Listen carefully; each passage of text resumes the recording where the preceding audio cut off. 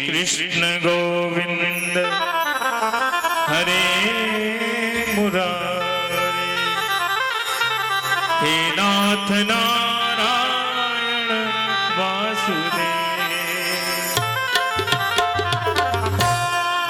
धर्म की अधर्म का नाश हो, प्राणियों में सद्भावना हो, विश्व का कल्याण हो, गौ हत्या बंद हो, गौ माता की जय हो, सत्य सनातन धर्म की जय हो, श्री बाल कृष्ण लाल की जय हो, श्री राधा रानी की जय हो, श्रीमद्भागवत महापुराण की जय हो, श्री सुखदेव महाप्रभु की जय हो, श्री वेदव्यास भगवान की जय हो, गंगा मैया की जय हो, जमुना मैया की जय हो, भारत माता की जय हो, तुलसी माता की जय हो, अनंत श्री विभूषित यथ चक्र चूड़ामणि धर्म सम्राट परम पूज्य ब्रह्मलीन स्वामी श्री कृपात्री जी महाराज की जय हो, श्री सद्गुरुदेव भगवान की जय हो, नमः पार्वती पतये हर हर महादेव।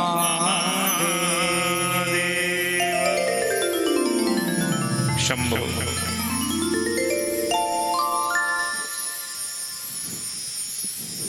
भक्तवांछा कल्पतरु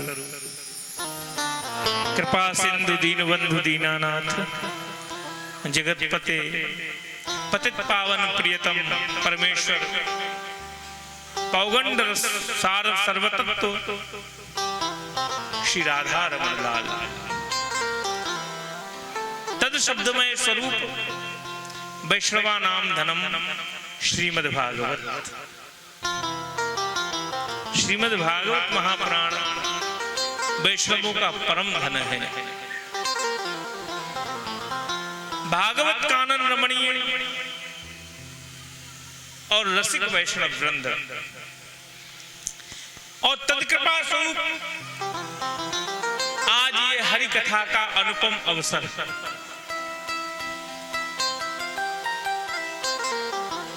श्री ठाकुर जी की अनुपायनी अहेतु की और अनंत कृपा का ये प्रत्यक्ष प्रमाण है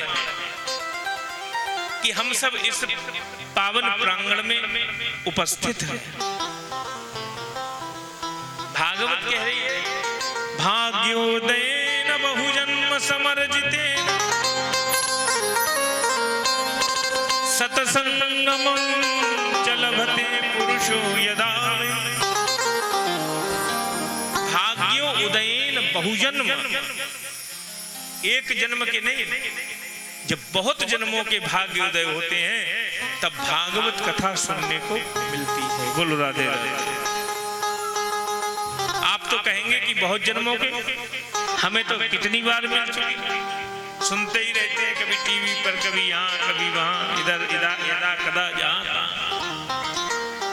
तो पहले तो आप ये समझ लो, ये जो मानव का शरीर प्राप्त हुआ है ये प्रभु की बड़ी कृपा से प्राप्त हुआ है। हाँ, समझ लो, बड़े भाग मानुष तन पावा सुर दुर्लभ सदग्रंथन गावा। बहुत मुश्किल से, और ये मानव का शरीर मिल गया तो ठीक है, कोई गारंटी है कि आगे मानव बनकर के आओगे?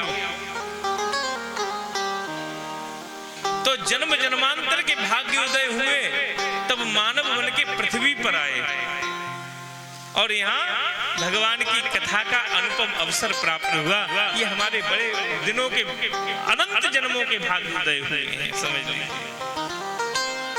क्योंकि भागवत में लिखा है क्या, स्वर्गे सत्ते च कैलाशे वैकुंठे नाशते यम रसः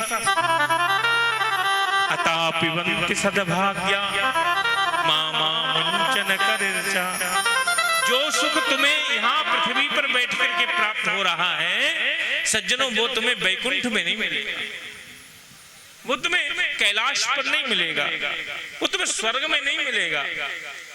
वो स्वर्ग, वो सुख, ये सत्संग का सुख, ये भागवत का सुख, इस भगवत कृपा रूपी आज परिवर्षण जो हमारे ऊपर हुआ है, उसके अनुसार अनंत जन्मों के भाग्य जब उदय हुए हैं, तब हमें भागवत की कथा सुनने का अवसर प्राप्त हो रहा है। इसलिए भागवत में एक बार भी नहीं कहा कि भागवत कथा सुनो, भागवत में लिखा ही नहीं है सुनो। फिर क्या लिखा है? भागवत कथा कहती है, भागवत में श्री वेदव्यास भगवान कहते हैं कि इसे सुनने की बात नहीं कही। क्या कही? पिबत भागवतम रसमालयम, इस रस को पियो। बोलो राधे राधे। ये रस ही रस भरा पड़ा है, क्योंकि इसमें रस स्वरूप श्री राधा रानी है। बोलो राधे राधे। आज पहला दिन है तो महाराज व्यवस्था बनाने में ही निकल जाता है। भागवत के 6 अध्यायों में महात्म्य की चर्चा है भागवत के, जो कि पद्म पुराणांतर्गत है। भागवत इतनी दिव्य है सज्जनों कि भागवत की महिमा का गान पद्म पुराण कर रहा है। अपनी अपनी खूबियां आप स्वयं गिनाने लगो। आप कहो मैं इतना अच्छा हूं, मेरे भीतर ये बड़ी विशेषताएं हैं, तो क्या प्रभाव पड़ेगा? फिर कोई प्रभाव नहीं पड़ने वाला। चलो कहता रहता, अपने मुंह मियां मिट्ठू बने घूम रहे हैं। लेकिन जब आपकी प्रशंसा कोई दूसरा करे, सामने वाला करे, तो उसका महत्व बढ़ जाता है। बोलो राधे राधे। इसलिए भागवत की महिमा, भागवत नहीं, सारे पुराण इकट्ठे हो गए। कोई कह रहा है मैं भागवत की महिमा कहूंगा, कोई कह रहा है मैं भागवत की महिमा कहूंगा, एक कह रहा है मैं भागवत की महिमा कहूंगा। पद्म पुराण खड़ा हो गया, तुम क्या कहोगे? हम ही कह देते हैं। पद्म पुराण ने भागवत की बड़ी 6 अध्यायों में जो महिमा कही है, उस महिमा को सर्वप्रथम भागवत में सुनाया जाता है। क्यों? क्योंकि जब तक तुम किसी का महत्व नहीं जानोगे, तब तक उसके विषय में तुम्हारी श्रद्धा उत्पन्न होगी नहीं, और जब तक श्रद्धा उत्पन्न नहीं होगी, तब तक महाराज समझ में आने वाला नहीं। बोलो राधे राधे। एक बात बहुत सच्ची है, एक व्यक्ति में लाख बुराइयां हो, लेकिन अगर हमें अच्छा लगने लगता है तो हमें उसकी बुराइयां दिखाई नहीं देती। और एक व्यक्ति बहुत अच्छा हो और हमारी दृष्टि में वो खराब हो, तो उसकी अच्छाइयां हमको दृष्टिगोचर नहीं होती, हमें दिखाई नहीं देती। समझ लीजिए।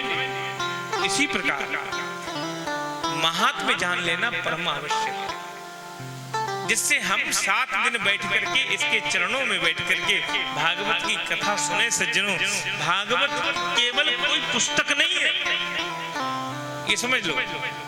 भागवत ये आपके सामने जो रखी हैं, ये पुस्तक नहीं है, ये कोई ग्रंथ नहीं है। फिर कहा क्या है? तो बोले श्रीमद् भागवतम शास्त्रम प्रत्यक्ष कृष्ण एव ही। ये साक्षात भगवान कृष्ण है। बोलो राधे राधे। साक्षात भगवान कृष्ण। पद्म पुराण ने सुंदर गान किया भागवत की महिमा का। सच्चिदानंद रूपाय विश्वोत्पत्त्यादि हेतवे तापत्रय विनाशाय श्री कृष्णाय वयं नमः। इस श्लोक में 3 बातों की चर्चा हुई। भगवान का रूप कैसा है, पहले रूप की चर्चा हुई, फिर भगवान के स्वरूप की चर्चा हुई, और फिर भगवान के महाराज स्वभाव की चर्चा हुई है। बोलो राधे राधे। तो सबसे पहले रूप की बात कही कि प्रभु का रूप कैसा है। किसी ने देखा? तो का सच्चिदानंद रूपाय। हम खूब कहते हैं ना सच्चिदानंद सच्चिदानंद सच्चिदानंद सच्चिदानंद, कहते नहीं कहते? तो भगवान का जो सच्चिदानंद नाम है वो 3 अक्षरों से मिलकर के बना है। पहला अक्षर है सत, दूसरा है चित और तीसरा है आनंद। बोलो राधे राधे। सत किसे कहते हैं? सत का अर्थ होता है जो कभी नष्ट हो ना। देखो सत्य कभी मिटता नहीं है। बोलो राधे राधे।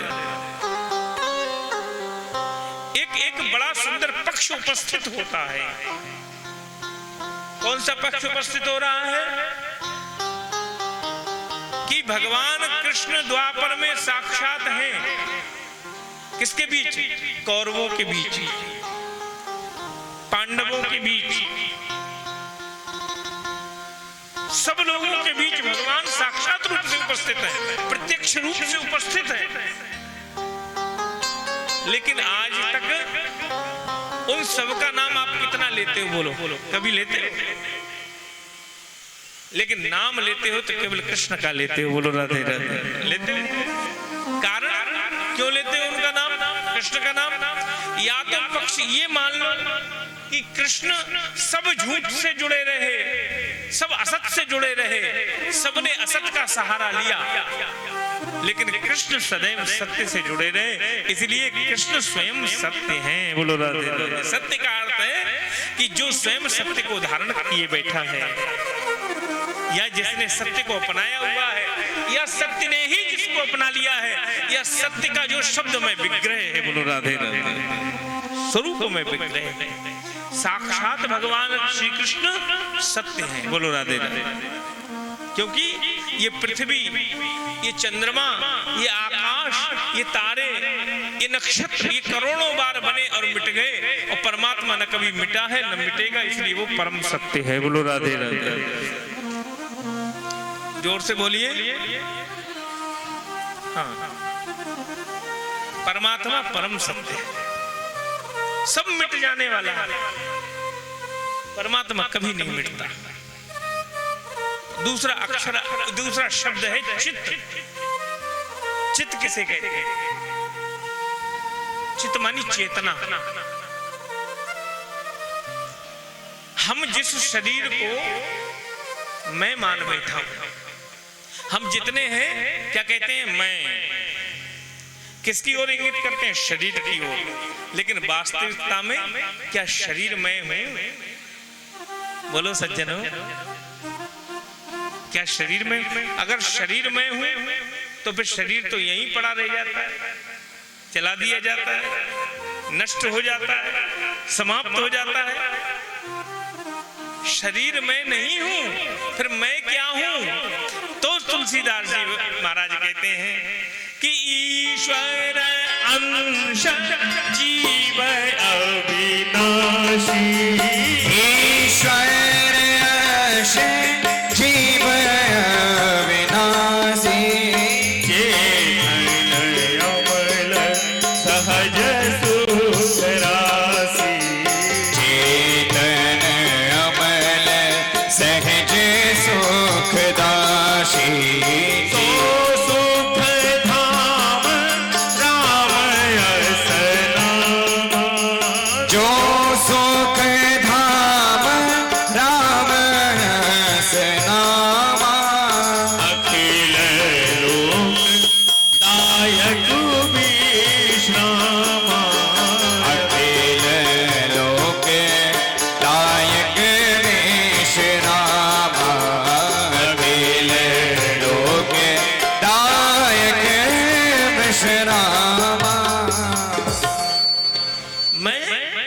ईश्वर का अंश हूं। ईश्वर अविनाशी है तो ये आत्मा भी अविनाशी है। बोलो राधे राधे। जल की अगर एक बूंद ले ली जाए तो क्या वो जल से पृथक हो सकती है? वो जल जैसी ही रहेगी। जल का गुण तो एक बूंद में भी होगा। हम परमात्मा के अंश हैं तो परमात्मा के गुण हम में विद्यमान रहते ही हैं। इसीलिए हम कहते हैं हम सबके शरीर के भीतर परमात्मा विद्यमान है। बोलो राधे राधे। उसका अंश विद्यमान है। इसलिए शरीर जड़ है सज्जन। जब वो परमात्मा का अंश जीव जिसका नाम है चित्त जब इस शरीर से निकल जाता है तो ये शरीर जड़ हो जाता है। जो हाथ चल रहे हैं वो चलते नहीं, जो नेत्र देख रहे हैं वो देखते नहीं, जो श्वास चल रहे हैं वो चलते नहीं, जो नासिका सूंघ रही है वो सूंघना बंद कर देती है, जो कान श्रवण कर रहे हैं वो श्रवण करना बंद कर देते हैं। कारण क्या? क्योंकि हमारे भीतर जो चित्त रूपी प्रकाश था वो समाप्त हो गया। बोलो राधे राधे। एक पक्ष ये उपस्थित होता है, जैसे एक खिलौना आप खरीद करके लाए बाजार से। अब खिलौने के दो रूप होते हैं। क्या? एक तो आपने उसमें चाबी भर दी, जितनी भरी उतना चला, जितनी चाबी भरी राम ने उतना चले खिलौना। बोलो राधे राधे। नहीं, दूसरा क्या है? दूसरा पक्ष उपस्थित हुआ कि आपने खिलौने में बैटरी डाल दी सेल। अब जब तक सेल पड़ा है खिलौना दौड़ रहा है, लेकिन जैसे ही बैटरी निकाल ली खिलौना बंद हो गया। इसी प्रकार जो चित्त रूप है भगवान का वो उस बैटरी के समान है या वो उस चाबी के समान है। बोलो राधे राधे। तो सत भी परमात्मा और दूसरे नंबर चित्त भी परमात्मा और तीसरा नंबर सज्जनों आनंद भी परमात्मा। बोलो राधे राधे। आनंद भी कुछ अलग से नहीं है। ये जो आप संसार में आनंद ढूंढते हो ना, ये कोई आनंद नहीं है। किसी साहब के यहाँ की पकौड़ी खा ली, ओहो आनंद आ गया। किसी के यहाँ की महाराज समोसे खा लिए, आनंद आ गया। किसी साहब के यहाँ की चाय पी ली, ओहो आनंद आ गया। ये आनंद थोड़े नहीं है। किसी का पिज्जा खा लिया, बर्गर खा लिया, बोले आनंद आ गया। ये आनंद नहीं है, ये सब फालतू। ये आनंद नहीं कहा जा सकता। आनंद कौन है? तो कहा आनंद तो मेरा गोविंद है। बोलो राधे। आनंद तो मेरा कृष्ण है, आनंद तो गोविंद है। इसीलिए तो हमने गाया। अभी तो जन्माष्टमी गई है, हम सबने गाया है और हमेशा गाते हैं हम कथाओं में। आओ थोड़ा सा गुनगुना ले, जन्माष्टमी का भी आनंद ले। अब 7 दिन है और जन्माष्टमी अब ही गई है महाराज, तो थोड़ा आनंद होता रहेगा 7 दिन तक।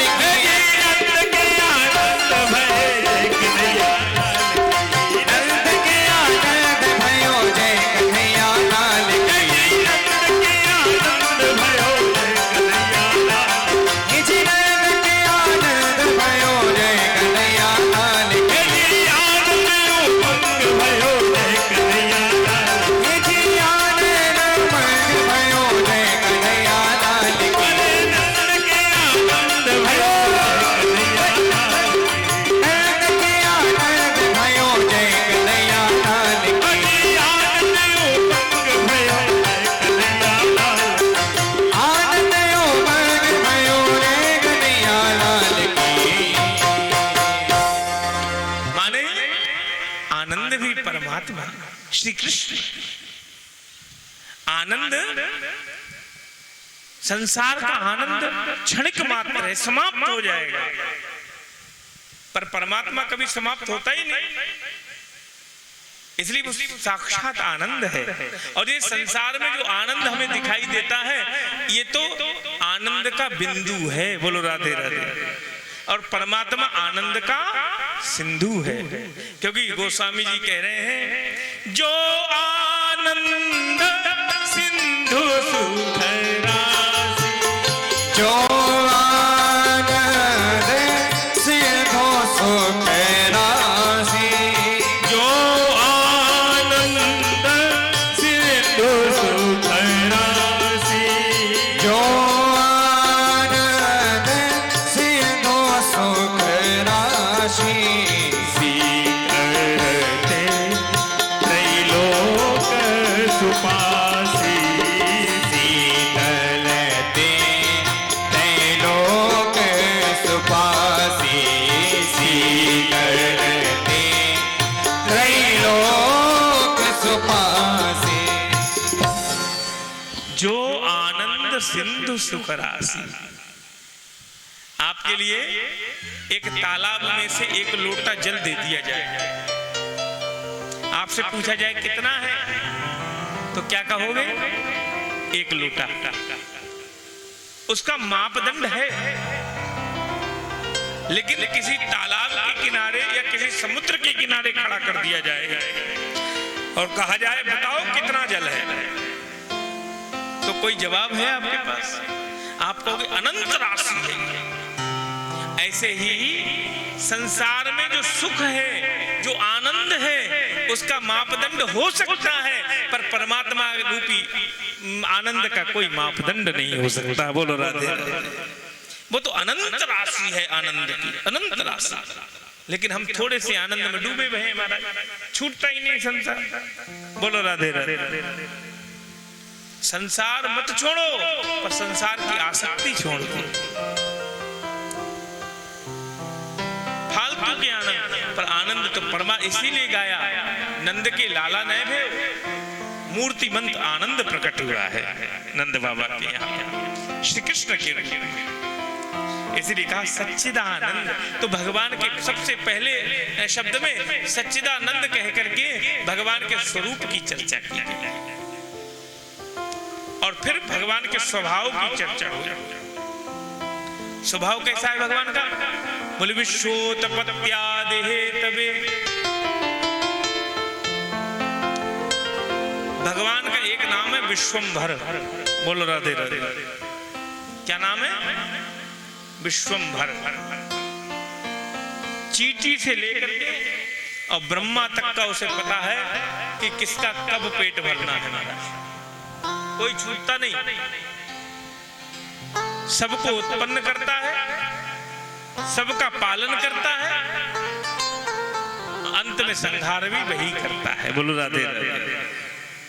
नहीं, भगवान थोड़ा सा मुस्कुराया, भगवान की मुस्कान से सारी सृष्टि की उत्पत्ति हो जाती है, और भगवान जब गंभीर होते हैं महाराज तो सारी सृष्टि का पालन कर देते हैं, और जब वही परमात्मा थोड़ी सी भ्रकुटी टेढ़ी करे तो सब विज्ञान धरे का धरा रह जाता है। ऐसी सुनामी आती है कि सब तहस नहस हो जाता है महाराज।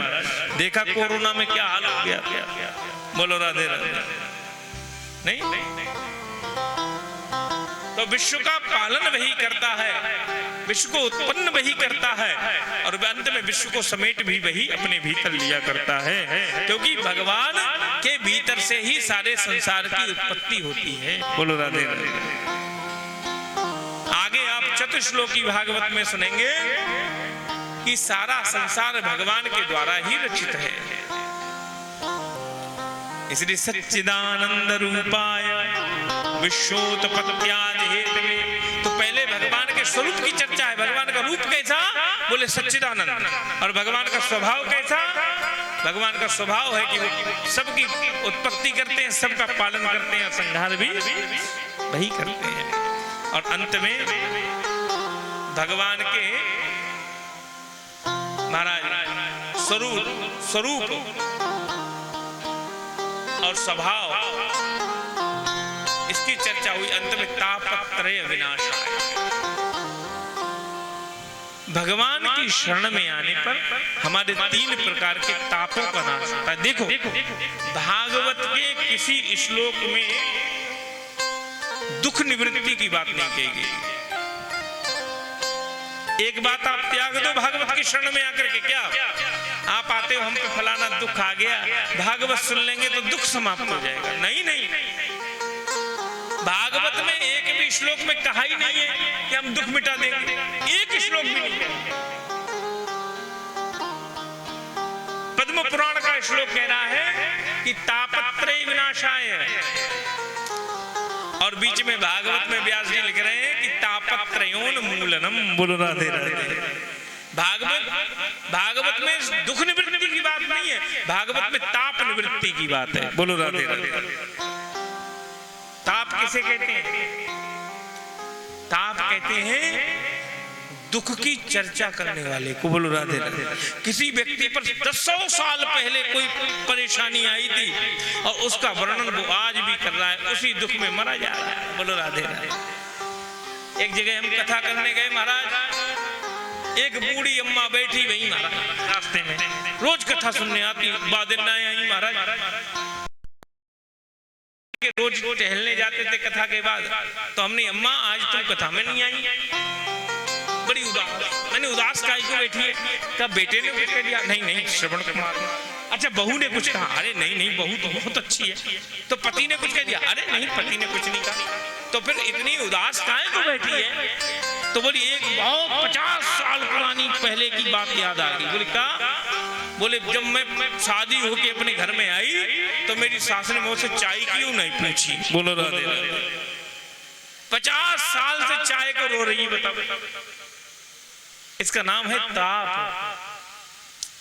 क्या बताएं, 3 साल पहले टांग टूट गई।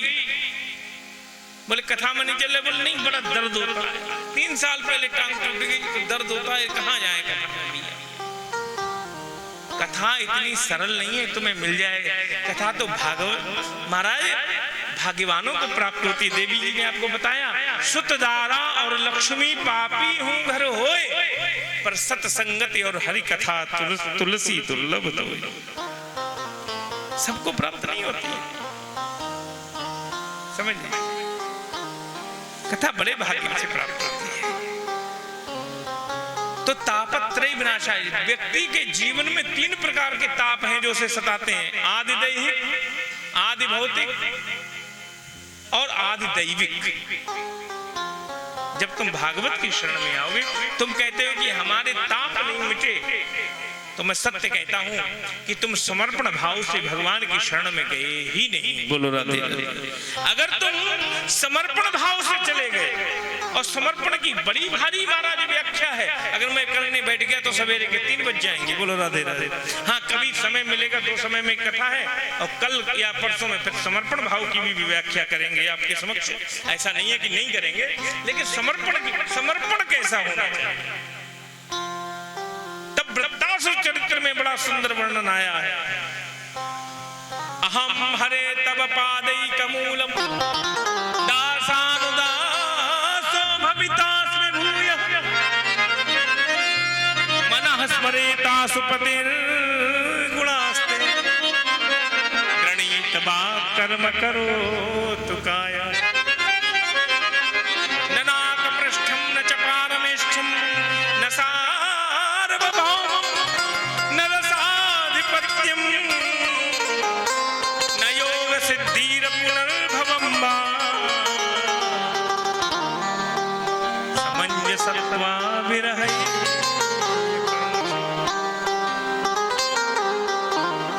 श्लोक है, बड़े सुंदर है।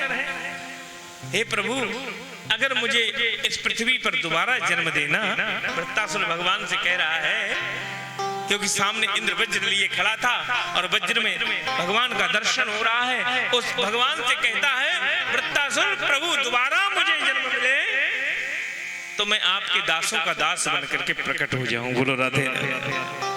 डायरेक्ट दास बनना, बड़े बड़े संतों ने कभी नहीं कहा भगवान मैं तुम्हारा दास बनूं, हमेशा कहा दासान दासो।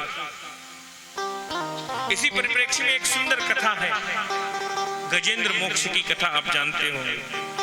जब एक हाथी बदमस्त होकर के तालाब में प्रवेश कर गया, मगर ने चरण पकड़ लिया महाराज, उसने पुकारा ओम नमो भगवते तस्मै यत्केतच्चिदात्मकं पुरुषायादि बीजाय परेशायामि धीमहि। भगवान की सुंदर स्तुति करता है गजराज, और भगवान ने जो स्तुति सुनी तो गरुड़ पर बैठ करके दौड़ पड़े महाराज, और आकर के गजराज की सूंड पकड़ के बाहर निकाला और शीश काट दिया चक्र सुदर्शन से। किसका?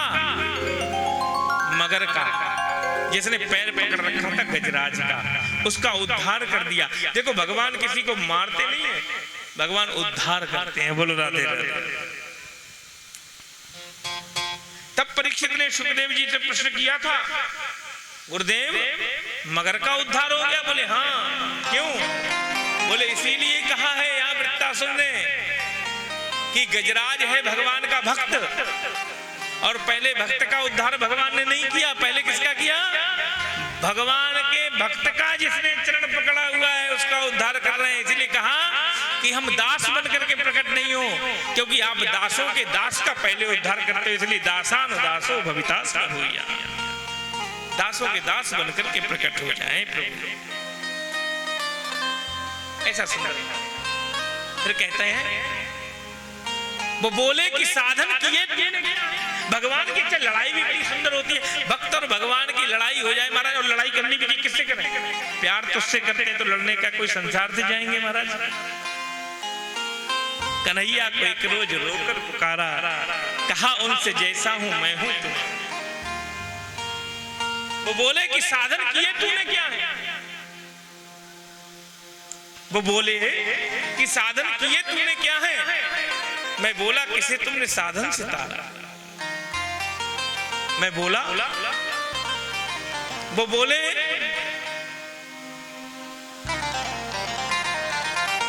कि बड़े सुंदर भाव हैं यहाँ, मैं थोड़ा विस्मित हो रहा हूं। वो बोले कि हैरान हूं तेरी बहस से। वो बोले कि हैरान हूं तेरी बहस से। मैं बोला कि फिर भेजना मत दोबारा।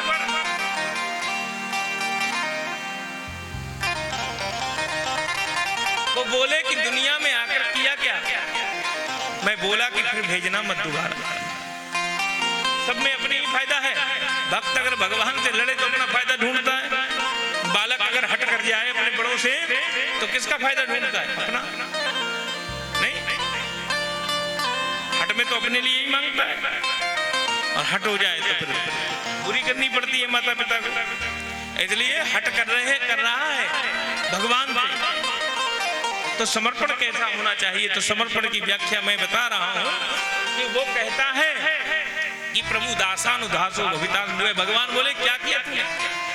तू कैसे समर्पित मुझे होना चाहता है? बोले ऐसे जैसे प्रभु जब एक पक्षी होता है, चिड़िया अपने छोटे से बच्चे को घोंसले में छोड़ करके चली जाती है दाना चुगने के लिए, वो बच्चा इंतजार करता है, मैं ऐसे तुम्हारी इंतजार करूंगा।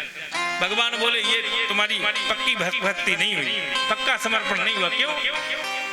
क्योंकि वो तो थोड़ी देर का दूर दूर का प्यार हुआ। चिड़िया ने लाके दाना खिला दिया, चिड़िया चली गई। कौन सा वो अपने हृदय से लगाती है, दूर दूर से प्यार करती है। तो बोले तो फिर ऐसा प्यार करूं मैं आपसे, ऐसा समर्पण हो जैसे जंगल गई हुई अपनी गाय का, माता का एक बछड़ा अपने खूंटे पर, एक बछिया अपने खूंटे पर इंतजार प्रतीक्षा करती है, लौट कर आएंगे। तो बोले ये भी तेरा स्थायी प्रेम नहीं है, समर्पण भाव नहीं हुआ। फिर क्या हुआ? क्यों?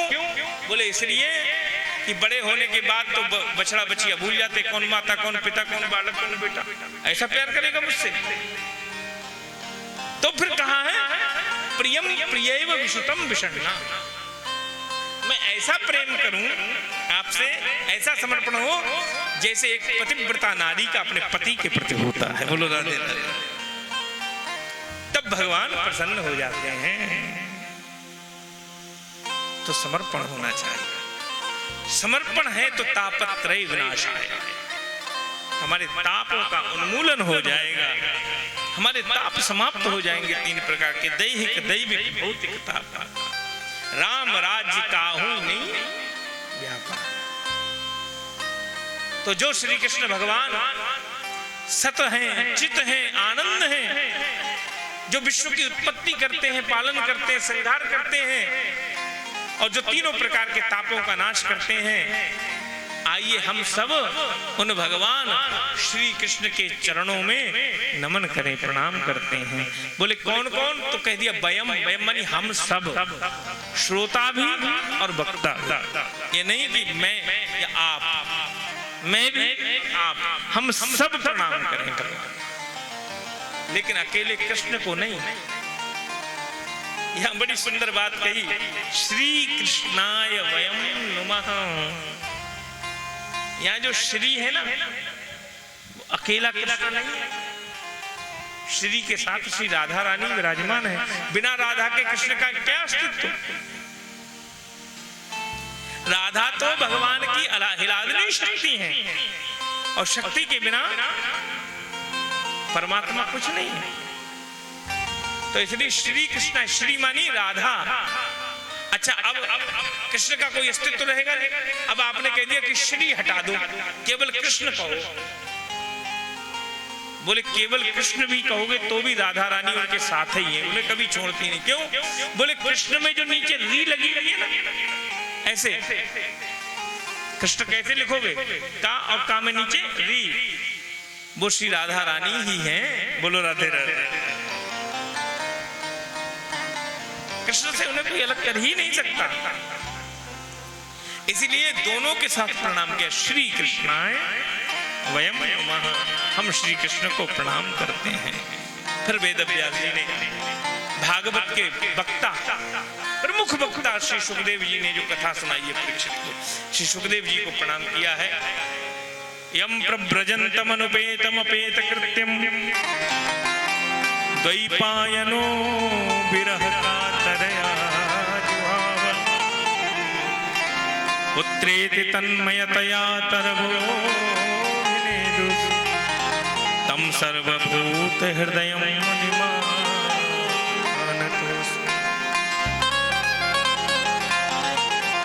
यम प्रव्रजन्त, यहाँ प्रा उपसर्ग में वृजगतौ धातु का प्रयोग हुआ, समझ लीजिए।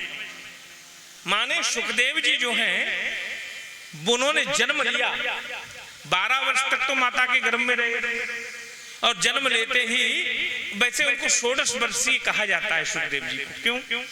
देखो 16 वर्षीय आयु वैसे ना हो, 16 वर्ष की जो आयु होती है वो अति सुंदर आयु कही, अति सुंदर है।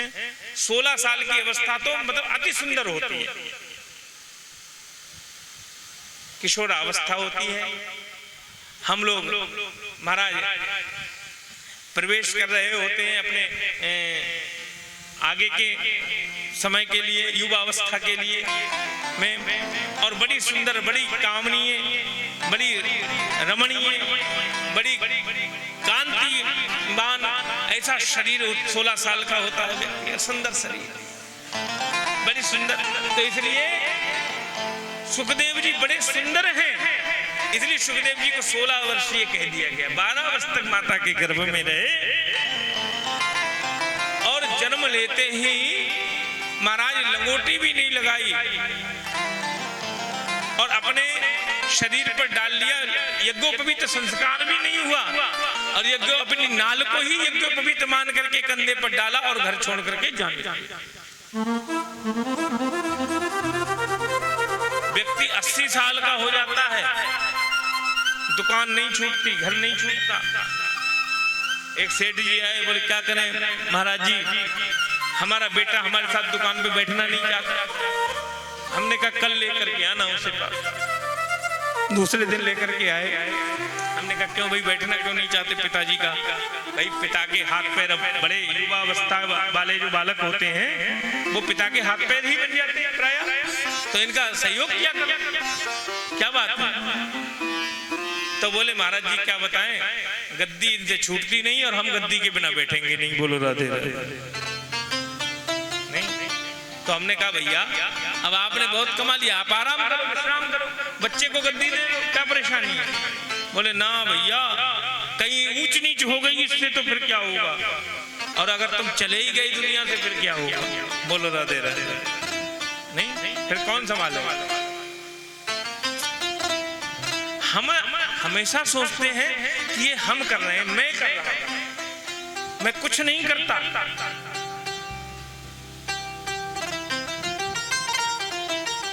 अपने ऊपर अभिमान किए बैठे। नहीं बड़ा सुंदर एक भाव है कि हमारे साथ श्री रघुनाथ तो किस बात की चिंता, हमारे साथ श्री रघुनाथ तो किस बात की चिंता, हमारे साथ श्री रघुनाथ तो किस बात की चिंता, हमारे साथ श्री रघुनाथ तो किस बात की चिंता, चरण में रख दिया जब माथ तो किस बात की चिंता, चरण में रख दिया जब माथ तो किस बात की चिंता, हमारे साथ श्री रघुनाथ तो किस बात की चिंता, हमारे साथ श्री रघुनाथ तो किस बात की चिंता, न खाने की न पीने की न मरने की न जीने की, न खाने की न पीने की न मरने की न जीने की, न खाने की न पीने की न मरने की न जीने की, न खाने की न पीने की न मरने की न जीने की, मेरे स्वामी मेरे स्वामी मेरे स्वामी तो रहती है मेरे हर बात की जय हो, मेरे स्वामी को रहती है मेरे हर बात की चिंता, मेरे स्वामी तो रहती है मेरे हर बात की चिंता, मेरे स्वामी को रहती है मेरे हर बात की चिंता, हमारे साथ श्री रघुनाथ तो इस बात की चिंता, हमारे साथ श्री रघुनाथ को इस बात की चिंता, चरण में रख दिया जब माथ तो इस बात की चिंता, चरण में रख दिया जब माथ को किस बात बात की चिंता। तो कैसा सुंदर वैराग्य, एक वैराग्य होता है कि ये आशा है कि जो जा रहा है वो लौट करके आएगा, और इसमें ब्रजगतौ प्राउपसर्ग के साथ ब्रजगतौ धातु का प्रयोग है। तो महाराज सुखदेव भगवान का जो वैराग्य है वो उच्च कोटि का वैराग्य है, छोटा मोटा वैराग्य नहीं है। जा तो रहे हैं पर आने की कोई संभावना, इसीलिए वेदव्यास भगवान उनके जो पिता हैं वो विरह व्याकुल होकर के पीछे पीछे दौड़ते हैं। विरह कातर आजू हावा, पुत्र पुत्र पुत्र ठहरो ठहरो ठहरो ठहरो, कहाँ जा रहे हो, कहाँ जा रहे हो? रास्ता रोक लिया, अभी तुम्हारा संस्कार भी नहीं हुआ, तुम घर छोड़ के जा रहे हो। सुखदेव जी कहते हैं पिताजी, जिसके जीवन में विकार होता है उसे संस्कार की आवश्यकता होती है। बोलो राधे राधे। मेरे जीवन में विकार नहीं तो मुझे संस्कार की कोई आवश्यकता नहीं। बाल बढ़ेंगे तभी तो कटवाने पड़ेंगे, छौर कराना पड़ेगा, ये सब संस्कार है भाई। जितने भी संस्कार हैं वो विकारों के लिए, विकार जीवन में ना हो तो संस्कार की कोई आवश्यकता नहीं। चल पड़े घर छोड़ करके, वृक्ष उत्तर दे रहे हैं। ऐसे सुखदेव भगवान को हम प्रणाम करते हैं। बोलो राधे राधे। तम सर्वभूत हृदय मुनि मानतो अस्मि। वृक्ष कहते हैं हे वेदव्यास जी, ये आपका पुत्र नहीं है, ये तो प्राणी मात्र का कल्याण करने के लिए, जगत कल्याण करने के लिए धरती पर अवतरित हुआ है। ये सबके हृदयों में निवास करने वाला है। तम सर्वभूत हृदय मुनिमान तो सबके हृदयों में निवास करने वाला। नैमिषेषु तमासीनं मविवाद्य महामतिं कथामृतरसास्वादकुशला शौनको ब्रवीत। देखो श्रीमद् भागवत की जो कथा है सात्विक कथा है। ये किसी के व्यक्ति के नाम से, किसी के धन से या किसी के पुरुषार्थ से संभव नहीं। अगर ये संभव है तो केवल कृष्ण नाम की सामर्थ्य से संभव है। आप कहो कि मेरे पास बहुत धन है, मैं कथा करा लूंगा। आप कहो कि मेरे पास बहुत लोग हैं जो काम देख लेंगे तो कथा हो जाएगी। आप कहो कि मुझ में बहुत सामर्थ्य है, मैं कथा करा लूंगा। तो किसी की सामर्थ्य नहीं जो कथा कराए। सामर्थ्य किसकी है? बोले केवल कृष्ण नाम की सामर्थ्य है जो इस कथा को करा लेती है, और किसी में कोई सामर्थ्य नहीं। तीन चीजें जीवन में है: शुभ संकल्प, क्रिया करने का मन, और उस पे भी भगवान की कृपा। बोलो राधे राधे। बिनु सत्संग विवेक ना होई, ये तो ठीक है, लेकिन दूसरी लाइन में कह रहे हैं तुलसीदास जी कि राम कृपा बिनु सुलभ न सोई। बोलो राधे राधे।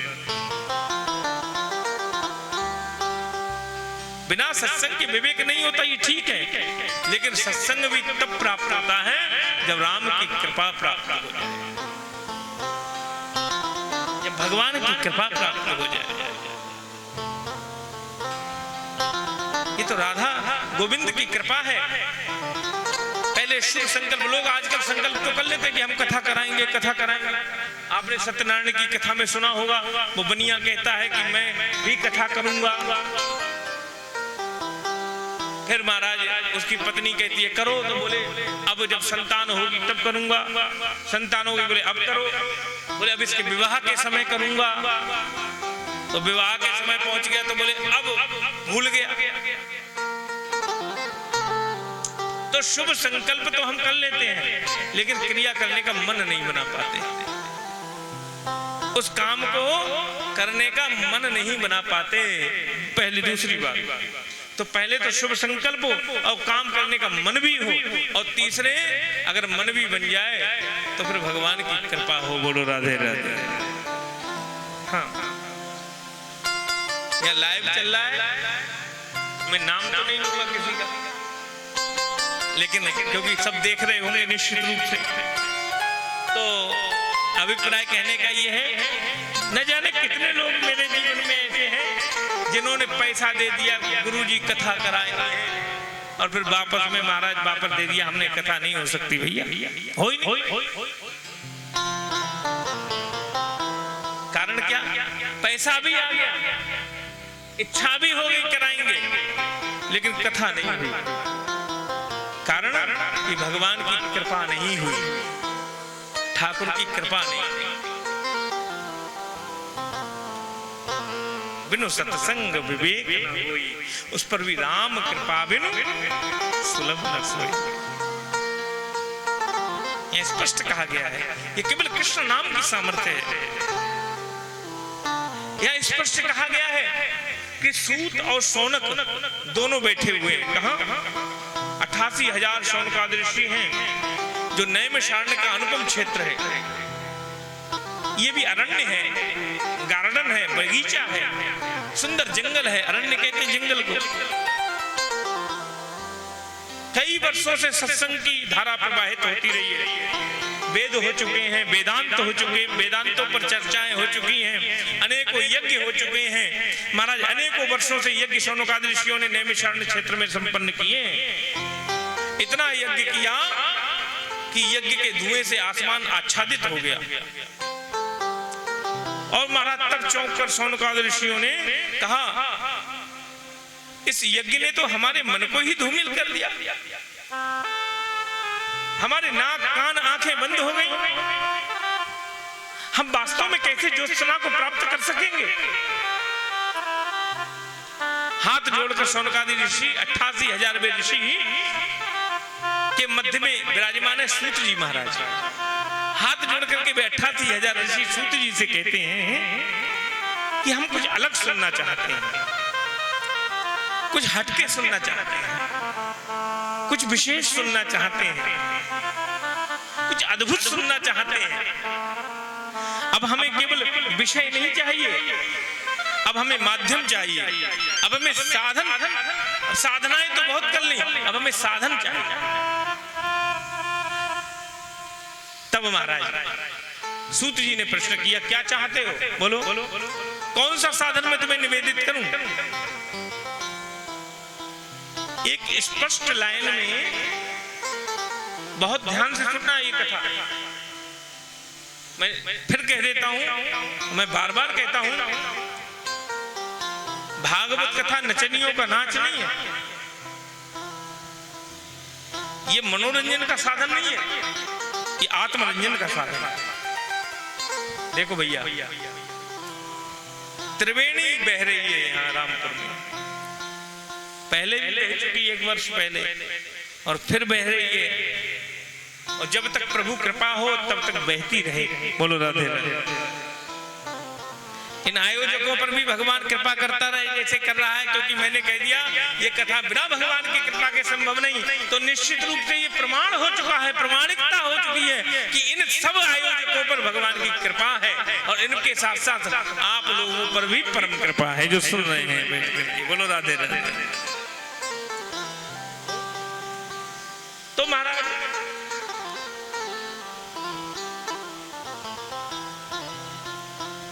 ये त्रिवेणी है, और इस त्रिवेणी में उस त्रिवेणी में अंतर है। वहां स्नान करने जाओगे तुम्हारा टिकट कराना पड़ेगा, इलाहाबाद जाना है, टिकट कराओ, फिर वहां पहुंचो, जाकर के समय मिला तो पहुंचे, कैसे पहुंचे। फिर वहां नहाने की मर्यादा है कि थोड़ा पहले नहाते रहो, ज्यादा गहरे में मत जाना, डूब जाओगे मर गए, और डूब गए तो मर जाओ, वहां डूब गए तो मर जाओगे। और यहाँ तो सज्जनों जितने गहरे में जाओगे और यहाँ जितने डूबोगे उतने तर जाओगे। बोलो राधे राधे। वहां डूबे तो मरे और यहाँ डूबे तो तरे। बोलो राधे राधे। नहीं, इसलिए इसे डूब करके सुनो। एक स्पष्ट लाइन में शौनकादि ऋषियों ने भागवत की भूमिका का निर्माण कर दिया है। एक स्पष्ट लाइन में हम सबके लिए रास्ता खोल दिया। आज इस बात को ध्यान से समझ लेना। एक सुंदर सी सूक्ति हम सबके प्रस्थान को पक्ष को भी और उपलब्धि के पक्ष को भी स्पष्ट कर दिया है। रास्ता शुरू कहां से हो और रास्ता समाप्त कहां पर हो जाता है। बोलो राधे राधे। एक लक्ष्य का निर्धारण कर दिया है शौनकादि ऋषियों ने। इस बात को जो जान लेता है वास्तव में वो ही विवेकी पुरुष है कि हमारा रास्ता प्रारंभ कहां से हो और हमारा रास्ता समाप्त कहां पर हो जाए। लक्ष्य क्या होना चाहिए। बड़ी स्पष्ट बात शौनकादि ऋषियों ने कही कि हे आचार्य, अब हम सुनना चाहते हैं केवल एक बात और जानना भी चाहते तो केवल एक बात। बोले क्या? कृष्ण प्राप्ति करम शाश्वत साधनम तदुबदाधुना। साधनाएं तो बहुत कर ली, परिश्रम बहुत कर लिए हमने, यज्ञ बहुत कर लिए, व्रत बहुत कर लिए, इधर उधर के अनुष्ठान हमने बहुत कर लिए, तीर्थाटन भी हमने बहुत कर लिए। और ब्रह्मा जी ने ये जो हमें क्षेत्र बताया नैमिषारण्य, इसमें हम आए हैं तो किस लिए आए हैं? देखिए यहाँ एक पक्ष उपस्थित होता है। नैमिषारण्य ब्रह्मा या पक्ष ये उपस्थित होता है कि ब्रह्मा जी से शौनकादि ऋषियों ने जाकर के प्रार्थना की कि हमें कोई ऐसा स्थान बताओ जो हमारी यज्ञ के लिए, तपस्या के लिए सुलभ हो सके, जहां कलिकाल का कोई प्रभाव ना हो, जहां विषय का कोई प्रवेश ना हो। तब ब्रह्मा जी ने कहा, इंगित किया कि जाओ, एक अरण्य है मानी जंगल है, वहां चले जाओ और जाके तपस्या करो। एक पक्ष और भी उपस्थित होता है। क्या? एक पक्ष ये उपस्थित होता है कि ब्रह्मा जी ने एक चक्र चलाया और चक्कर चला करके छोड़ दिया। ऋषियों से कहा जहां जाकर के ये गिरेगा वो स्थान परम पावन होगा, वहीं तुम बैठ करके तपस्या करोगे। बोलो राधे राधे। तो चक्र की जो नोक होती है उसको कहते हैं निमी। बोलो राधे राधे। वो नोक आकर के जहां गढ़ी, जहां गिर गई, जहां उसका नेम क्षीण हुआ, आज भी वहां नैमिषारण्य में वो तीर्थ गोल चक्कर है बना हुआ, उसमें जल भरा हुआ है, उसे कहते हैं चक्र तीर्थ, जहां चक्र गिरा था। तो वही स्थान इन ऋषियों की तपस्या के लिए श्रेष्ठ बताया गया। ये ऋषि वहां पहुंच गए, इन्होंने साधनाएं बहुत की, यज्ञ बहुत की, सब कुछ किया। और दूसरा पक्ष उपस्थित होता है कि निमि के एक राजा थे, माता सीता, माता जानकी के महाराज कुल में उनके पूर्वज थे, उनका नाम था निमि। तो महाराज उनको ये मिला हुआ था वरदान, वो समाप्त हो गए। तो उन्होंने प्रार्थना की, तो उनको ये वरदान दिए, जाओ तुम व्यक्तियों के, इन सब लोगों के, इन कलिकाल में रहने वाले, इस मृत्यु लोक में रहने वाले जितने भी जीव हैं, उन सब के नेत्रों पर बैठ जाओ। तो हमारे नेत्रों पर, हमारी पलकों पर निमि नाम के राजा बैठे हैं, इसीलिए हर पल झपकती रहती है ऐसे। समझ लो, बड़े आनंद की बात है, सुनना जरा। जब ये झपकती हैं, और यहां अर्थ है कि जहां गोविंद की कृपा प्राप्त करने के लिए, भगवान की कृपा प्राप्त करने के लिए पलक भी झपकना भूल जाए, उसका नाम है नैमिषारण्य। बोलो राधे राधे। कब कब भूले मालूम है? एक बार और भूले थे। गोविंद की प्राप्ति, भगवान की प्राप्ति में पलक झपकते ही नहीं, क्योंकि निमि जो है वो बाहर खड़े हो जाते हैं आके। एक बार माता सीता पुष्प वाटिका में फूल चुनने के लिए गई, किशोरी जी हैं, और लक्ष्मण और अपने गुरुदेव विश्वामित्र जी के लिए पुष्प लेने के लिए पुष्प वाटिका में श्री राम जी भी पधारे हैं, उधर माता जानकी जी पधारी हैं। अब दोनों ने एक दूसरे को देखा तो पलक नहीं झपकते। किसी ने कहा पलक क्यों नहीं झपके? माता सीता के दोनों एक दूसरे को देख रहे हैं। तो भाव स्पष्ट किया है विद्वानों ने कि माता सीता के पूर्वज हैं, बाबा परबाबा हैं राजा निमि। वो कहते हैं हमारी किशोरी, हमारी प्रिया, हमारी लाडली बिटिया अपने प्रियतम से नैन लड़ा रही है खड़े होकर के, तो हम इसके लिए कैसे अपने द्वारा देखें, इसलिए निकल के बाहर खड़े हो गए। बोले जाओ एक दूसरे का आनंद से दर्शन करो। तो यहाँ एक भाव बड़ी सुंदर पंक्ति लिखती महाराज, राम को देख कर श्री जनक नंदिनी बाग में जा खड़ी की खड़ी रह गई। राम को देख के श्री जनक नंदिनी, राम को देख के श्री जनक नंदिनी बाग में खड़ी की खड़ी रह गई। राम देखे सिया राम को, राम देखे सिया राम को, चार अखियां लड़ी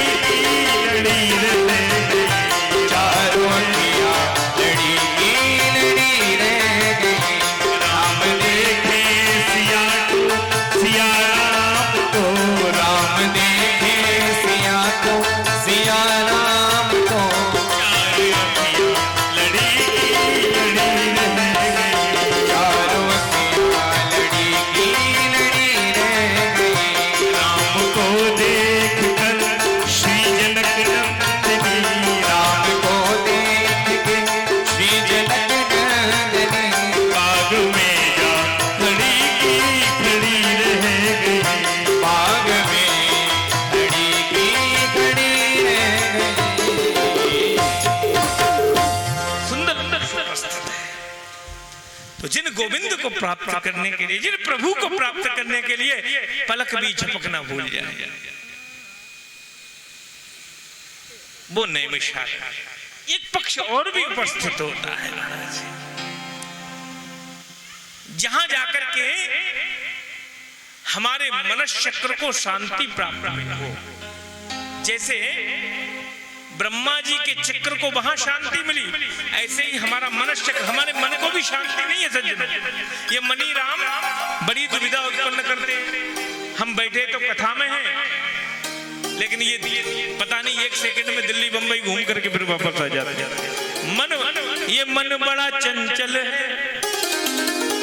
कैसे तेरा भजन करूं, बड़ा चंचल है। तो जहां जाकर के इस मनुष्य चक्र को शांति प्राप्त हो जाए, उसका नाम नैमिषारण्य है। कहीं कथा का एक वाक्य छूट न जाए, कहीं बिना हरि चर्चा के एक क्षण व्यर्थ न चला जाए। ये होता है एक एक निमिष का सदुपयोग। हरि चर्चा के बिना तो सज्जनों समय का दुरुपयोग है। भगवान की चर्चा के बिना क्या समय बिताना, बाकी सारी बातें व्यर्थ हैं। केवल हरि चर्चा ही सामर्थ्यवान है। हरि चर्चा को सदैव करना चाहिए महाराज, यही सदुपयोग है जीवन का। समय का सदुपयोग तो इसी में है कि कान सदैव हरि चर्चा करते रहें, हर चर्चा छूट न पाए, सदैव तरसते रहें, कोई क्षण छूटे ना हरि चर्चा के बिना। सुने कान तेरे सदा संत वाणी, तू कर भागवत का मनन धीरे धीरे, तो मिलेगी प्रभु की शरण धीरे धीरे। तू कर बंदगी और भजन धीरे धीरे। कहीं नहीं कहा कि तुम जल्दी भजन, एकदम भजन। हम लोग एकदम तैयार हो जाते हैं, अरे हम आज खूब भजन करेंगे महाराज, भूखे प्यासे होकर के, तो वो व्यर्थ चला जाता है। नहीं, कई लोग हमने देखे कि वो निर्जला व्रत रहेंगे, निर्जला, और प्रार्थना कर रहे हैं भगवान से जल्दी से रात बीते सवेरे होए तो पानी मिले, और 36 बार चर्चा कर लेते हैं। तुम्हें पता नहीं आज हम निर्जला व्रत हैं, हमसे ज्यादा बात मत करो, हमसे ज्यादा काम मत कराओ, आज हम निर्जला व्रत हैं। कम से कम 100 बार कहेंगे, एक बार नहीं, तो एकदम नहीं, धीरे धीरे। नवदुर्गा आ रहे हैं, लोग कहेंगे हम लौंग खा करके महाराज लौंग टूंग के व्रत रहते हैं। कई लोग सुने हमने ऐसे, तो 1 दिन रह लिए, 2 दिन रह लिए, 3 दिन रह लिए, 4 दिन, 5वें दिन ब्लड प्रेशर लो हो गया, हॉस्पिटल में भर्ती हो गए, अब चढ़ रही है ड्रिप, महाराज लो हो गए सब व्रत। तो एकदम नहीं, धीरे धीरे। कथा कह रही है ध्रुव जी ने भी जब भगवान की आराधना प्रारंभ की, तपस्या प्रारंभ की, तो एकदम नहीं, धीरे धीरे। पहले कैथा के बेर खा करके रहे, फिर धीरे धीरे बेर भी छोड़े, फिर बेर के पत्ते खाने लगे, फिर जल पीने लगे, एकदम नहीं छोड़ा, धीरे धीरे। तो कर बंदगी और भजन धीरे धीरे, एकदम नहीं। एकदम करोगे तो श्रद्धा, जैसे जितनी जल्दी जो करता है उतनी जल्दी समाप्ति भी हो जाता है महाराज, ये समझ लेना। श्रद्धा की ज्यादा टांग तोड़ोगे तो महाराज वो श्रद्धा जल्दी जल्दी समाप्त भी हो जाएगी। हम लोग गुरु बनाने में बड़ी जल्दी कर जाते हैं, नहीं, श्रद्धा बड़ी जल्दी हो जाती। श्रद्धा का कुछ पता थोड़ी नहीं होता है। विश्वास टूट जाए सज्जनों तो व्यक्ति संभल सकता है, तब ज्यादा दुख नहीं होता आदमी को, लेकिन अगर श्रद्धा टूट जाए तो बहुत दुख होता है। बोलो राधे राधे। इसीलिए गुरु का क्या कर्तव्य है, गुरु में जितने दोष देखने हैं गुरु बनाने से पहले देख लो उसे, जितने देखने, फिर गुरु बनाने के बाद एक दोष भी दृष्टि में आना नहीं चाहिए। आ भी जाए तो उसको छोड़ दो, ये समझ लो। हम बहुत जल्दी श्रद्धा कर लेते हैं किसी पर, और फिर बाद में जब वो टूटती है तो फिर हम टूट जाते हैं भीतर। ओहो, हम तो गुरु जी को क्या माना, क्या निकल गए महाराज, क्या हो गया। तो पहले श्रद्धा बनाओ धीरे धीरे, गुरु बनाओ जान के, पानी पियो छान के महाराज। बोलो राधे राधे, जोर से बोलो। नहीं, तू कर बंदगी और भजन धीरे धीरे। जिसके विषय में ऐसे ऐसे पक्ष इकट्ठे हों, उस स्थान को हम नैमिषारण्य कहते हैं। कथा सबसे पहले समझ लो, कथा सबसे पहले दुनिया से विस्मृति देती है और फिर कृष्ण चरणारविंदों में स्मृति देती है। दोनों पक्ष एक साथ घटने चाहिए। पहले दुनिया की विस्मृति हो जाए। अब देखो, हम लोग यहाँ बैठे हैं, तो यहाँ बैठे तो कथा सुन रहे हैं, तो दुनिया की कोई चिंता नहीं, विस्मृति नहीं, कुछ भी होता रहे। दोनों पक्ष एक साथ घटे। अगर कथा में बैठे हैं, कृष्ण चरणारविंदों में बैठे हैं, और फिर संसार की स्मृति बनी हुई है, और फिर कहो कि कृष्ण चरणारविंदों को प्राप्त कर लिया, तो ये हो नहीं सकता। बोलो राधे राधे। दोनों पक्ष घटने चाहिए एक साथ। संसार से विस्मृति हो, तब कृष्ण चरणारविंदों में स्मृति हो। बोलो राधे राधे। हम बैठे यहाँ हैं, लेकिन विचार अभी भी दुनिया का है, भूमिकाएं अभी भी दुनिया की हैं। बैठे यहाँ हैं, प्लानिंग चल रही है कि कथा के बाद करना क्या है। नहीं, जब तक कथा के आश्रय में आकर के सबसे पहले विषय की विस्मृति हो जाए, और जैसे ही विषय की विस्मृति हो जाए, उसी क्षण उसी पल कृष्ण स्मृति का उदय हो जाएगा। बोलो राधे राधे। यह कृष्ण स्मृति का इतना प्रभाव हो कि पता ना चले, अपने आप विस्मृति हो जाए महाराज।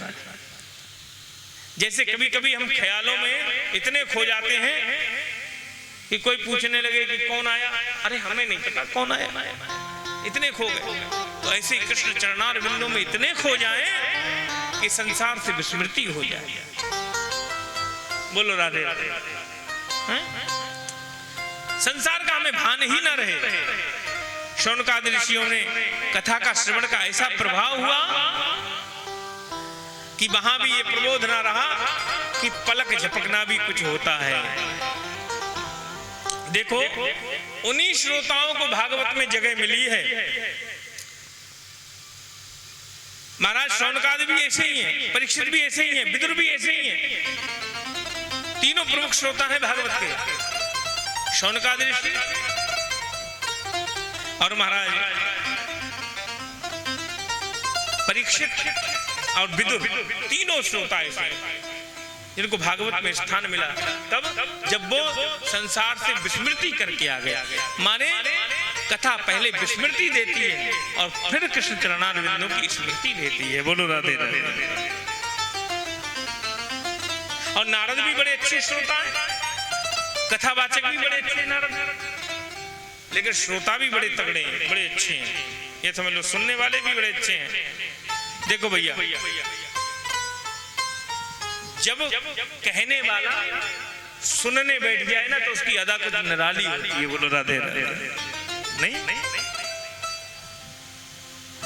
यहाँ भी आपके बीच में एक नई पुष्प विद्यमान है जो कथा कह रही हैं, कथा कहती हैं, और जो यहाँ पर सुनने भी बैठी हैं। अब सुनेंगी, कान में तो जा ही रही है। बोलो राधे राधे। नहीं, तो जितने श्रोता हैं वो ऐसे श्रेष्ठ श्रोता हैं जो सब विस्मृति से बैठे हैं, कोई स्मृति नहीं है। संसार का नैमिषारण्य का क्षेत्र है, यज्ञ बड़े कर लिए, अनुष्ठान बड़े कर लिए। जिज्ञासा करी शौनकादि ऋषियों ने कि हम चक्कर में फंसना नहीं चाहते। अब एक पक्ष आपसे स्पष्ट पूछते हैं, क्या पूछा कि हे सूत जी महाराज, अब हम पर ऐसी कृपा करें कि हमें कोई ऐसा साधन बताओ कि जिससे कृष्ण प्राप्ति करम शाश्वत साधनम तद्वदाधुना। शाश्वत रूपेण स्पष्ट कहा, शाश्वत रूपेण। शाश्वत का मतलब क्या है? बोले प्रकट रूप से। मन को संतोष ना हो। भगवान घर में ले आए, गोपाल जी घर में ले आते, उनको पोशाक पहना दी, उनको चंदन लगा दी ना। अब कई लोग ऐसे जो भगवान ले आते हैं और 2-4 दिन 3 दिन पूजा करी और फिर वो बैठे घर में ऐसे ही, बिना ना स्नान भी नहीं कराया, बोले ऐसे ही। अब तो भैया ऐसे ही भोग लगा दिया, कभी कभी भोग ना भी लगा तो कोई बात नहीं, पर संतोष नहीं, संतोष नहीं होना चाहिए। उनकी पूर्ण सेवा में भी संतोष नहीं हो कि अब नहला दिए, धुला दिए, उसके बाद में पोशाक भी पहना दी, उसके बाद चंदन भी लगा दिया, उसके बाद माथे पे रोली भी लगा दी, अब बोले बस अब हो गया। जिस दिन कह दिया ये हो गया तो वही काम खराब हो गया। संतोष ना हो, अभी बहुत कुछ बकाया है, अभी और कुछ करना है। हाँ, ये होना चाहिए। तो महाराज गोपाल भट्ट गोस्वामी जी थे, वो महाराज शालिग्राम भगवान कृष्ण का प्राकृतिक स्वरूप है, जाकर के गंडकी नदी से ले आए और लाकर के सेवा करनी प्रारंभ की, लेकिन संतोष नहीं हुआ। गोपाल भट्ट गोस्वामी सेवा करते हैं पर अभी मन में शांति नहीं है, समझ लो। अभी जिज्ञासा खत्म नहीं हुई, अभी पिपासा खत्म नहीं हुई, बल्कि पिपासा का उदय और भी इतना तीव्र हुआ कि शांति तो तब मिले जब शालिग्राम को फाड़ करके राधा रमण प्रकट हो जाएं। बोलो राधे। शांति तो तब मिले, आनंद की उपलब्धि तो तब हो। परम पूज्य हमारे दादा गुरुदेव श्री कृपात्री जी महाराज कहा करते थे कि गोस्वामी जी को जब इच्छा हुई तो गंडकी से शालिग्राम ले आए, और जब प्रतीक्षा हुई तो शालिग्राम से राधा रमण को ले आए। बोलो राधे राधे। प्रतीक्षा बड़ी चीज है। हाँ, ये ध्यान रखना। प्रतीक्षा में हमारी समस्त इंद्रियां आने वाले आगंतुक की प्रतीक्षा करती हैं, और भगवान यही कहते हैं कि तेरी समस्त इंद्रियां मुझ में लग जाएं तो फिर मेरे आने में देर नहीं। बोलो राधे राधे। कारण क्या होता है कि तू मुझे भजता तो है पर तू इंद्रियां अपनी संसार के द्वारा लगाए रखता है। अब देखो, 2 कारण है महाराज। गीता में भी यही कहा गया, कूर्मोंगानीव सर्वशः यदा समहर्ते चायम कूर्मोंगानीव सर्वशः। गीता में एक बड़ा सुंदर भाव कहा है भगवान कृष्ण ने, हे अर्जुन, मुझे प्राप्त करने के 2 साधन हैं। या तो हो संसार के सारे सुख मिल जाएं तो आदमी उनसे प्रसन्न हो जाए कि अब बस कुछ नहीं चाहिए, अब तो केवल परमात्मा चाहिए। क्योंकि एक वस्तु जब संपूर्ण हो जाती है तब व्यक्ति दूसरे की खोज करता है। तो संसार जब संपूर्ण मिल जाएगा तब तो परमात्मा की खोज होगी। अब संसार तो मिल गया, अब तो परमात्मा मिले, और संसार संपूर्ण किसी को मिल जाए ये हो नहीं सकता। बोलो राधे राधे। संसार की समस्त सुख सभी को नहीं मिल सकते। कोई बहुत धनवान है तो किसी के धन खर्च करने वाला नहीं है, किसी के धन खर्च करने वाले बहुत हैं तो किसी के घर में धन नहीं है, किसी के घर में धन है, संतान है, सब कुछ है तो स्वास्थ्य नहीं है, किसी का स्वास्थ्य भी ठीक है तो महाराज किसी का व्यापार खराब चल रहा है। संसार में सुख किसी को है ही नहीं। नानक जी कहते हैं, नानक दुखिया सब संसार, सोई सुखिया जिस नाम आधार, और सकल सृष्टि को राजा दुखिया, और हरि को नाम जपे सोई सुखिया। बोलो राधे राधे। समझ लो। फिर कहते हैं दूसरा रास्ता क्या है? तो भगवान ने कहा, अर्जुन दूसरा रास्ता है जैसे कछुआ समस्त भोगों को भोगने के बाद अपने सारे हाथ पैर अपने भीतर से कोड़ लेता है, इसी प्रकार ये जीव अपनी समस्त इंद्रियों का दमन कर ले, संसार से समस्त इंद्रियां हटा ले, और ये इंद्रियां जो संसार से लगी हुई हैं ये मुझ में लगा दे। बोलो राधे राधे। तब मेरी प्राप्ति संभव है, तब मेरी प्राप्ति हो सकती है। महाराज इस प्रकार जिज्ञासा होनी चाहिए। अभी मन भरा नहीं सेवा करके, अभी सेवा चलती रहनी चाहिए। कथा पंडाल में तो बैठ गए, लेकिन अगर आपका मन यहाँ नहीं लगा, मन आपका इधर उधर रहा, मैंने देखता हूँ कुछ लोग आ तो जाते। देखो कथा में मैं यही विश्राम दूंगा, कथा का बहुत बढ़िया है, और बाकी आगे की कथा तो मैं कल सुनाऊंगा, क्योंकि आज तो बस प्रारंभ करनी थी, और कल आप 2 समय में कथा है, विस्तृत रूप से कथा का दोनों समय में आइए तो आनंद कथा का कुछ अलग होगा। महाराज बोलो राधे राधे। ये कथा की ऊंचाई कुछ अलग है।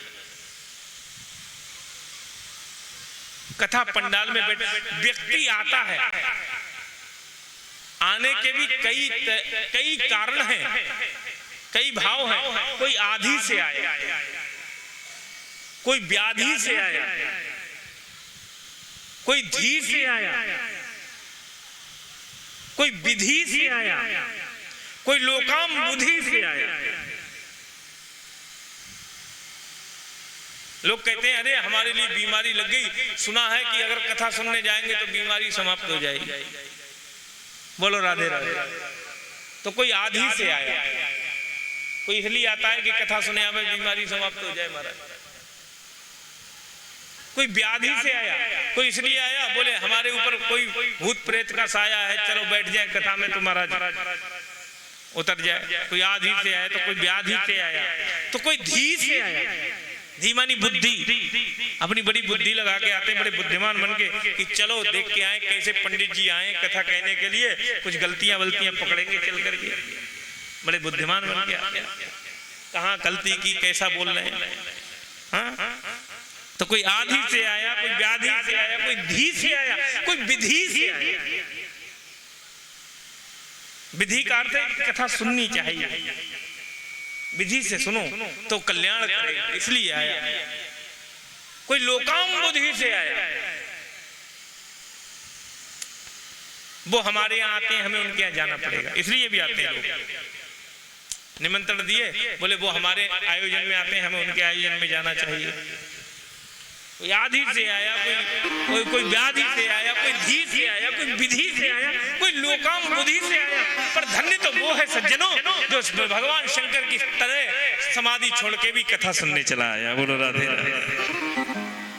भगवान शंकर तो महाराज कैलाश पर्वत से उतर करके और दंडकारण्य में कथा सुनने अगस्त्य मुनि से आते हैं। माता सती कहती है कि दुनिया को कथा का दान करने वाला कथा सुनने जा रहा है। भगवान शंकर से बड़ा कथावाचक कौन? तो बोले ये कथा सुनने जा रहे हैं। अब देखो यहाँ पर सूत जी महाराज से शौनकादि ऋषि कहते हैं कि अज्ञान ध्वांत विध्वंस कोटि सूर्य समप्रभा कथामृत रसास्वाद कुशला शौनको प्रभाव है। कथामृत रसास्वाद कुशला, कथा सुनने की भी कुशलता होनी चाहिए। श्रोता वक्ता ज्ञाननिधि कथा राम की गूढ़। बोलो राधे राधे। समझ लो आजकल के वक्ता आते हैं 10-20 भजन सुना करके नचा कूदा करके अपना 3 घंटे का टाइम पूरा करके चले जाते हैं। लेकिन और कोई हम जैसा वक्ता पहुंच जाए मूडी, अगर बातचीत हो रही हो सभा में तो फिर मैं कथा नहीं बोल पाता। मैं बहुत मूडी व्यास हूं, मैं आपको बता दूं। मैं तो बिल्कुल साइलेंट जैसे आप सुन रहे हो, सुनो तो आनंद क्या कह रहे हैं। फिर कुछ लोग कहते हैं कि अरे जी महाराज जी बुला ले, जी बोल कर रहे, इनसे अच्छी तो कथा हम कह लेते। ये कथा तो यहाँ से पार जा रही है, नहीं हमारी तो समझ में आई ना भैया क्या बोल गए। नहीं तो श्रोता और वक्ता ज्ञान निधि, दोनों में ज्ञान की आवश्यकता है। ज्ञानी परम ज्ञानी के लिए कथा है। जो सुने सुन समुझई अति मुदित मन मज्जहि अति अनुराग लहई चार फल अछत तनु साधु समाज प्रयाग। बोलो राधे राधे। कथा सुनने की कुशलता क्या है? तो बोले कथा सुनने की कुशलता ये है सज्जनों कि सुनो, सुन करके समझो, और ऐसे नहीं समझना है, ऐसे करके बड़े भाव से मुदित मन प्रसन्नता के साथ। और जब जब भाव आ जाए तो व्यर्थ की बातें मत करना कथा में, ना ना। फिर क्या भाव आ जाए तो बड़ी जोर से कहो राधे राधे।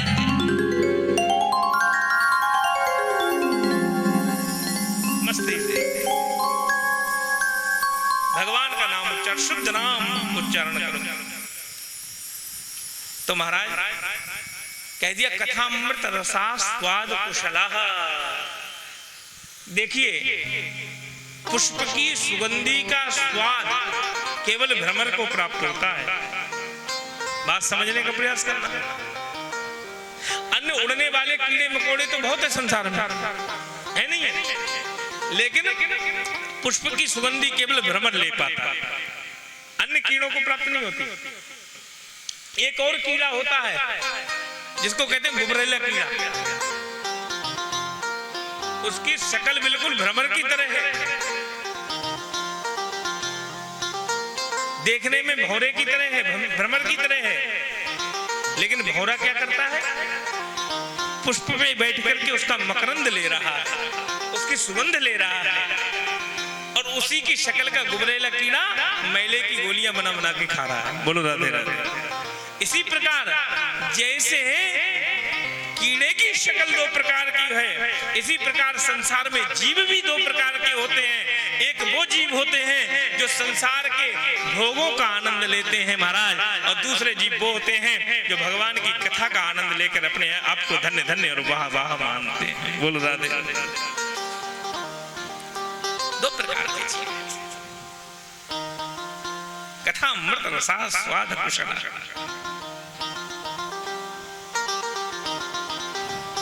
महाराज कथा पंडाल में बैठ गए, अगर आपने ध्यान से कथा नहीं सुनी तो हर बार की तरह फिर चिल्ला करके चले जाएंगे और पक्ष पर उपस्थित होने वाला नहीं। इसलिए ध्यान से कथा सुनना है, आनंद की अनुभूति भी होगी। हाँ, पक्ष कुछ होगा नहीं और विपक्ष खड़े हो जाएंगे। शर्मा जी को मालूम है इस बात को, आनंद शर्मा जी को मालूम। जो व्यक्ति ध्यान से कथा नहीं सुनते हैं बाप पक्ष नहीं बनते, बाप विपक्ष हो जाते हैं खड़े। फिर महाराज विवाद में फंस जाते हैं, विपक्ष जो होते हैं विवाद में फंसा देते हैं। नहीं, इसलिए अगर पहले दिन आपको कारण पता चल जाए कि हम यहाँ क्यों बैठे हैं, क्या सुनना है, कैसे सुनना है, कितना सुनना है, तो अगले दिन की यात्राएं अपने आप सुचारू रूप से प्रारंभ हो जाएगी आनंद से महाराज। नहीं, प्यास आ जाए तो जल पीने का मजा अपने आप आ जाता है। बोलो राधे राधे। बिना प्यास के महाराज आनंद नहीं आता, जल कितना भी पी लो, लेकिन प्यास हो तो जल पीने का आनंद अपना है महाराज। अगर भूख है तो 56 भोग में भी महाराज, अगर भूख नहीं है तो 56 भोग में भी रस नहीं है, और अगर भूख आ जाए तो सूखे टिक्कड़ों में भी आनंद आ जाएगा चटनी से खाने में। बोलो राधे राधे। नहीं, व्यक्ति जब भूख लगी हो तो व्यक्ति खाने को तैयार हो जाता है, भूख है तो व्यक्ति अंधा हो जाता है। भुभिक्षितम किम न करोति पापम। भूखा व्यक्ति कौन सा पाप नहीं कर लेता। महाभारत का एक बड़ा सुंदर दृष्टांत है कि जब महाभारत के युद्ध में लाशों पर लाशें बिछी हुई थी, उस महाभारत के युद्ध के मैदान में आखिरी दिन 18वें दिन आंखों पर पट्टी बांध करके गांधारी आ गई, और वो अपने पुत्रों के शवों को टटोलती घूम रही है। मेरा पुत्र कौन सा? टटोलते टटोलते सायंकाल हो गया, सुबह हो गई, फिर शाम होने आई, और वो भोजन भी न कर पाई, भूख प्यास से पीड़ित हो गई, और अंत में इतनी भूख हुई कि उसे ऐसा पता लगा कि यहाँ बेर के वृक्ष खड़े हुए हैं, तो लाशों के ढेर पर, लाशों पर खड़े होकर के बेर तोड़ करके खा रही है। बोलो राधे राधे। बुभुक्षितम न करोति पापम, भूखा व्यक्ति कौन सा पाप नहीं करता। लेकिन हम आपको पाप करने को नहीं कह रहे, हम तो सत्कर्म करने को कह रहे हैं। क्या कि आप संसार की वस्तुओं के लिए भूखे मत होइए, आप भूख जगाइए। किसके लिए? कथा के लिए। बोलो राधे राधे। तो पहले दिन तो हम आपकी भूख जगा रहे हैं, कथा के लिए भूख जगा रहे, प्यास जगा रहे। जिससे आज आपकी प्यास जगे, भूख जगे, तो कल अपने आप आकर के आपका ये जो यात्रा है, जो कल से 7 दिन की, वो सुचारू रूप से प्रारंभ हो सके, आनंद से प्रारंभ हो सके। नहीं तो महाराज, भूखे रहने के बाद विवेक को नहीं त्यागता जो व्यक्ति, वही श्रेष्ठ पुरुष है। एक बड़ी सुंदर व्याख्यान देकर के आज कथा को विश्राम देते हैं। आदि शंकराचार्य जी अपने शिष्यों के साथ यात्रा कर रहे थे, समझ लो। कई दिन व्यतीत हो गए, ना कुछ खाया ना कुछ पिया, बड़े भूखे थे। और उनके साथ 10,000 शिष्य थे। अब जब वो समुद्र के किनारे पहुंचे, कई दिनों से खाया नहीं, तो उन्होंने एक मछली को उठाया और अपने मुख में रख लिया और गटक गए।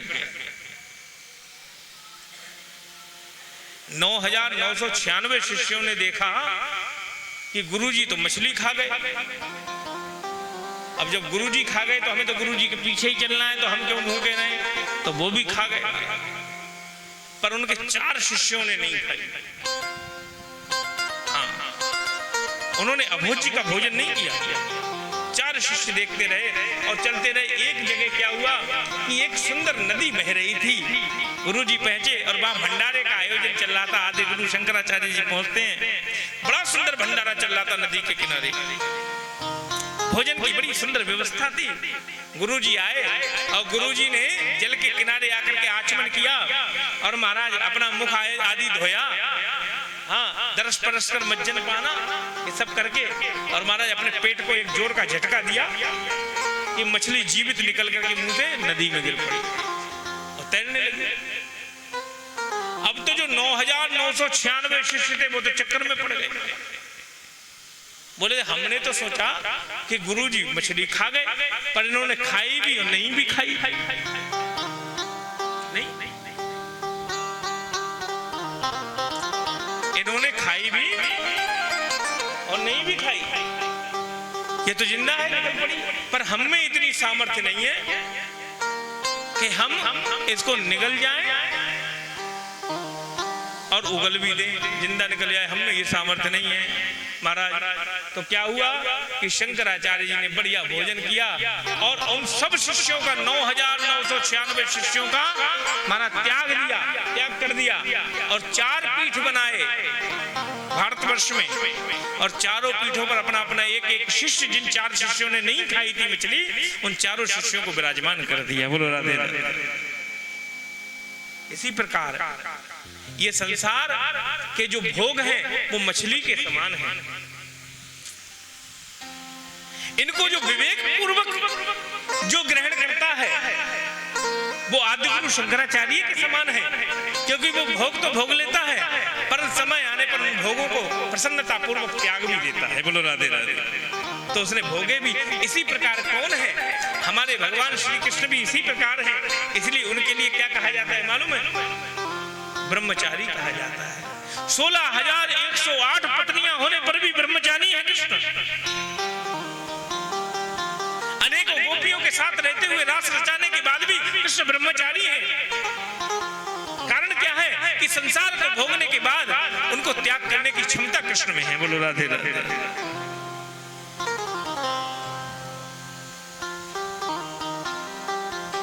हमारे भीतर भोग की लिप्सा, जितना भोगते हैं उतना और पाने की लिप्सा बढ़ी रहती है। इसलिए हम उन 9,996 शिष्यों की तरह हैं।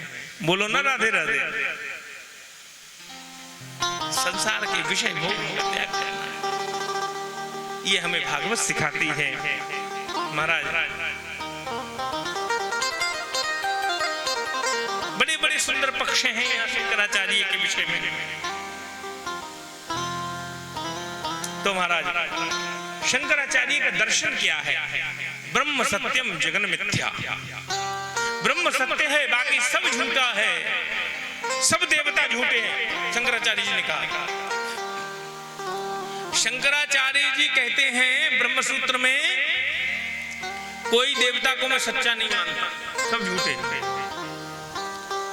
फिर सच्चा किसे मानते हो? बोले अहम ब्रह्मास्मि, मैं ही ब्रह्म हूं, तत्त्वमसि। अब देखिए बड़ा ध्यान से सुनना, ही तुम वो हो, हम वो हैं। ब्रह्म स्वरूप निराकार निर्गुण उपासना का वो दिव्य पर्व उपस्थित कर दिया महाराज शंकराचार्य जी ने। क्या? एक पक्ष वो है, वो दर्शन है।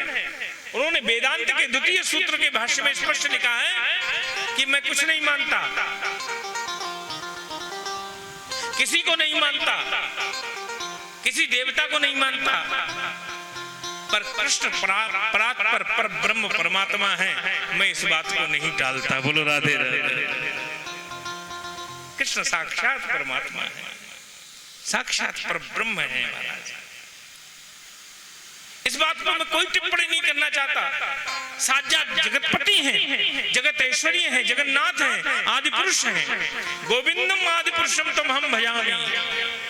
ब्रह्म संहिता में स्वयं पितामह ब्रह्मा ने निवेदन किया कि वो आदि पुरुष हैं।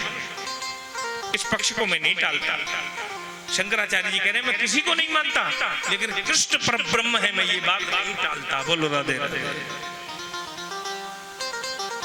बड़े बड़े वेदों के पक्ष को खंडन करने के बाद भी आत्म शांति के लिए वो शंकराचार्य जी यही गाते हैं,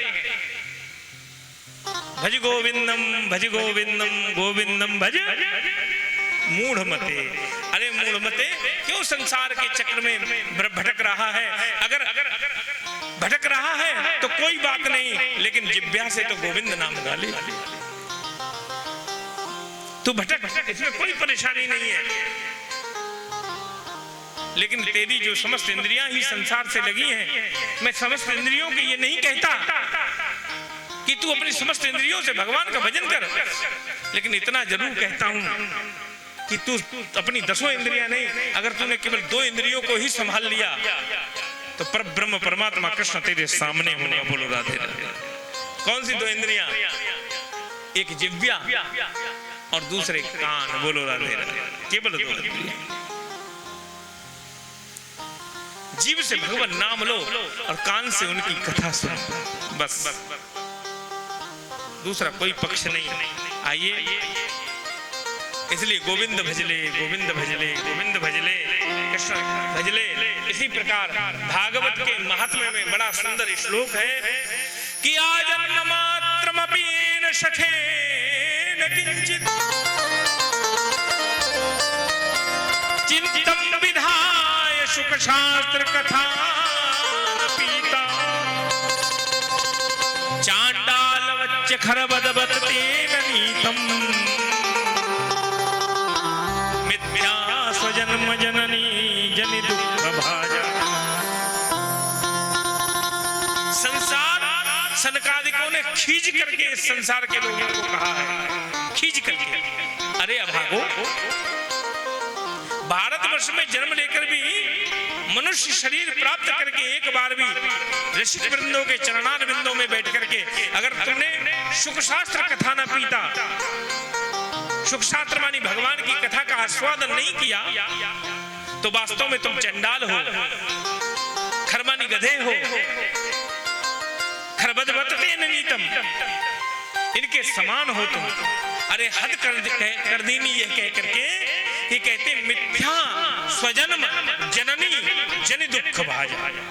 अगर तुमने भागवत की कथा को नहीं सुना सज्जनों, तो तुमने केवल माता को प्रसव की पीड़ा देने के लिए ही जन्म लिया है पृथ्वी पर, और कोई दूसरा काम नहीं। बोलो राधे राधे। ऐसे कह रहे हैं, ऐसा बोल रहे हैं। शंकराचार्य जी ने भी जब कृष्ण दर्शन किया तो कहने लगे यार बहुत दिन हो गए, ये कहते कहते अहम ब्रह्मास्मि तत्त्वमसि, बहुत दिन हो गए, बड़े दिन हो गए हल्ला मचाते मचाते। भैया अब तो भज गोविंदम गोविंदम भज मूढ़ मते। बोलो राधे राधे। आइए कल हम यहाँ सूत जी महाराज से शौनकादि ऋषियों ने कहा कि आप हमें कोई ऐसी कथा सुनाएं। कैसी? कृष्ण प्राप्ति करम शाश्वत साधनम तद बदादुना, जो कृष्ण की प्राप्ति का हेतु हो। तब सूत जी कहते हैं कि हम तुम्हें कथा सुनाते हैं। कैसी? कि भक्ति ज्ञान विराग, जो भक्ति ज्ञान और वैराग्य को बढ़ाने वाली है, जो विवेक को बढ़ाने वाली है, ऐसी कथा सुनाते हैं। यही से श्री सूत जी महाराज ने महाराज शौनकादि ऋषियों को भक्ति ज्ञान वैराग्य का उपाख्यान सुनाया है, जो कल आपके समक्ष प्रस्तुत होगा। बोलो राधे राधे। सुंदर भजन के साथ अब हम आरती करेंगे। श्री वृंदावन को वास भलो, श्री वृंदावन को वास भलो, जहाँ पास बगे यमुना पंडरानी, जहाँ पास बगे यमुना पंडरानी, जो जन नाहे के ध्यान धरे, वैकुंठ मिले दिन को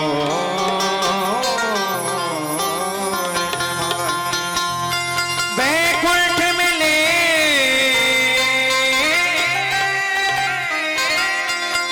वैकुंठ मिले दिन को न जमागी। बोलिए बाके बिहारी सरकार की जय। जरा चल के जरा चल के जरा चल के वृंदावन देखो, श्याम बंसी बजाए मिलेगी।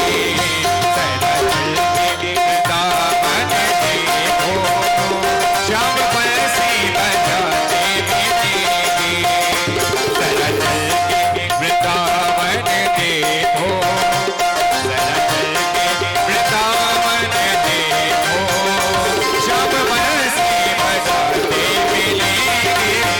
जरा चल के वृंदावन देखो,